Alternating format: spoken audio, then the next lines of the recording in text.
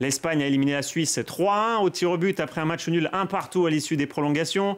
Denis Zakaria avait dévié dans son propre but, la frappe de Jordi Alba en première période. À quasiment 20 minutes de la fin, le capitaine Xherdan Shaqiri égalise pour les Suisses, puis le milieu Remo Freuler se fait expulser. Ça devient compliqué, mais les Suisses tiennent bon jusqu'au tir au but avant de manquer 3 tentatives contre 2 côté espagnol.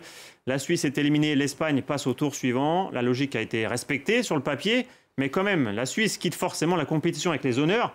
Quel courage! Est-ce qu'ils ont donné une leçon collective dans cet Euro, les Suisses? Alors une leçon collective, globalement oui, parce que c'est surtout dans la résilience, dans la capacité à résister. La Suisse a toujours eu des équipes bien huilées, enfin du moins depuis une dizaine d'années. C'est souvent une équipe assez agréable à regarder et qui se dégonfle au fur et à mesure que le tournoi avance pour souvent ne pas tenir le coup des matchs à élimination directe. Et d'ailleurs, la victoire contre la France cette semaine était leur première depuis plus de 60 ans en élimination directe. C'est pas pour rien.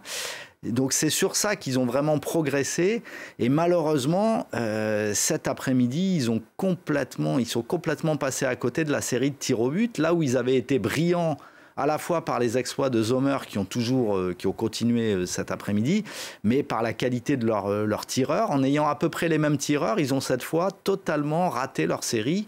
Peut-être la fatigue? La fatigue, je pense, oui, l'influx nerveux, la fatigue, l'accumulation des efforts, une petite perte de lucidité. Peut-être aussi qu'ils étaient un peu en confiance suite à la réussite qu'ils avaient eue contre les Français. Donc au final, ça s'est mal goupillé pour eux. C'est dommage parce que c'était une belle équipe. Bon, l'Espagne ne l'a tout de même pas volé sur la possession et sur les intentions de jeu. L'Espagne a quand même proposé, a tenté de réagir avec l'entrée de Dani Olmo qui a été très bon. 28 tirs à 8 voilà, en faveur des Espagnols. C'est beaucoup quand même. C'est quand même beaucoup. Voilà, donc c'est pas immérité. Même si l'Espagne, Sylvain Henry, vous a un peu déçu parce que souvent il y a eu des périodes de possession. Non, mais c'est une équipe qui m'ennuie. Voilà, conserver le ballon, vous voyez, c'est jouer horizontalement tout le temps. Alors c'est vrai que techniquement, ils savent contrôler le ballon, mais ça manque de percussion et c'est un jeu ennuyeux. Et je pense que les Suisses ont été trop prudents parce qu'ils avaient énoncé une défense à 3 et en fait, quand on regarde la rencontre, dès le début, ils avaient une défense à 4 avec Zuber qui s'est replié et ils voulaient avoir ce jeu avec un bloc très très bas pour essayer d'avoir de la profondeur.